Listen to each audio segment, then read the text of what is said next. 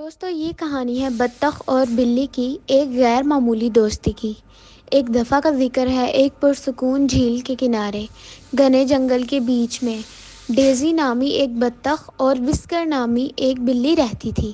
Dizzy ایک خوش مزاج چھوٹی بطخ تھی جو خوشی خوشی تیرتی تھی اور کویک کویک کرتی تھی، جبکہ وسکرز خاموشی اور تجسس بھری بلی اپنا وقت جنگل کی سیر اور دھوپ میں سونے میں گزارتی تھی۔ ایک دن دوپہر کے وقت جب ڈیزی جھیل میں تیر رہی تھی اور ہلکی ہلکی لہروں سے لطف اندوز ہو رہی تھی، اس نے کچھ عجیب سا محسوس کیا۔ وسکر جھیل کے کنارے بیٹھی پانی کو بڑی آنکھوں سے گھور رہی تھی۔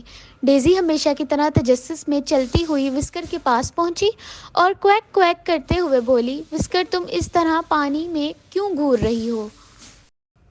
وسکر نے پلکیں جھپکائیں اور کہا، "میں نے کبھی پانی میں تیرنے کی کوشش نہیں کی، لیکن مجھے تجسس ہے تیرنا کیسا لگتا ہے۔" ڈیزی مسکرا دی، "یہ بہت اچھا ہے، پانی ٹھنڈا ہوتا ہے اور ایسا محسوس ہوتا ہے جیسے تم ہوا میں تیر رہے ہو۔ کیا تم آزمانا چاہو گے؟" وسکر نے ہچکچاتے ہوئے اپنے عکس کی طرف دیکھا، "لیکن میں ایک بلی ہوں، بلیاں تو نہیں تیرتیں۔"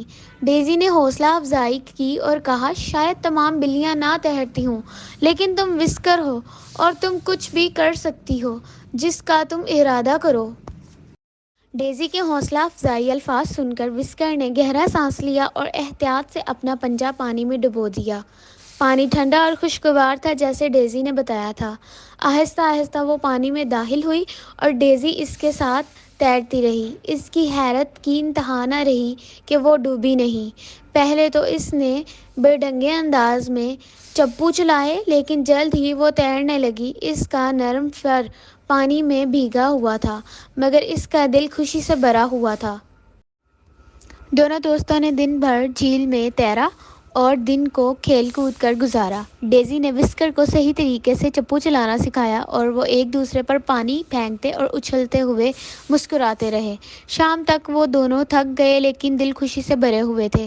جب وہ گھاس کے کنارے پر سورج کی آخری سنہری کرنوں میں سکھا رہے تھے، وسکر نے ڈیزی کی طرف دیکھا اور کہا، "تمہارا شکریہ کہ تم نے مجھے کچھ نیا دکھایا۔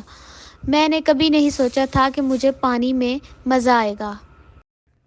ڈیزی نے نرم لہجے میں کہا، "دوست اسی کے لیے ہوتے ہیں۔ کبھی کبھار ہمیں صرف تھوڑی سی حوصلہ افزائی کی ضرورت ہوتی ہے تاکہ ہم کچھ نیا کر سکیں۔"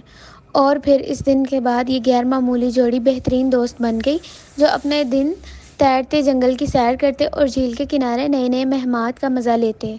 بطخ اور بلی جو بہت مختلف تھے، یہ سیکھا کہ دوستی کسی بھی غیر متوقع جگہ پر پروان چڑھ سکتی ہے۔